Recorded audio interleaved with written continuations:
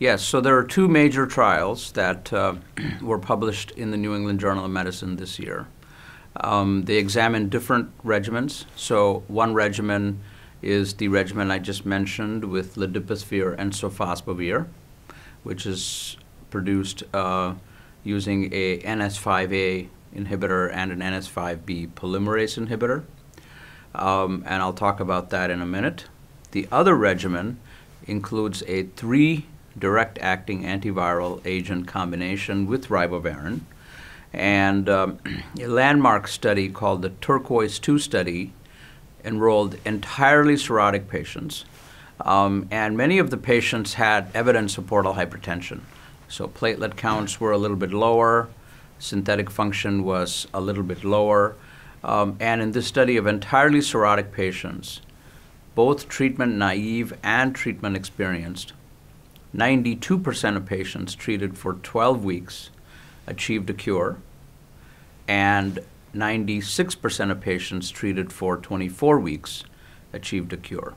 And what we learned in this study with the 3D regimen with ribavirin is that for certain population of patients, such as those with genotype 1A, those who have been previously treated with interferon but had no response, and obviously patients with cirrhosis, the prolonging treatment to 24 weeks can increase your cure rate up to 96%.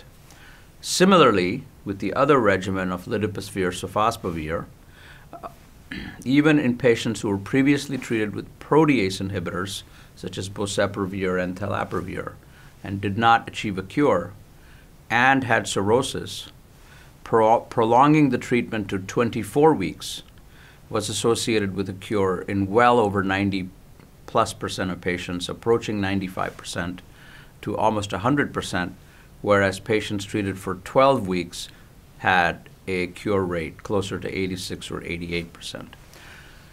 So these two new studies show us that even in patients that are difficult to treat, patients with cirrhosis, patients who were previously treated, and including with protease inhibitors but did not achieve a cure, the new treatments, one of which was approved yesterday in the US and the other is expected to be approved very soon, we can achieve cures in very high rates of patients. And active research is underway, and phase 2 data have been presented showing that even patients who are pre and post-transplant and patients with HIV, HCV co-infection treated with these regimens can achieve well over 90% rates of cure.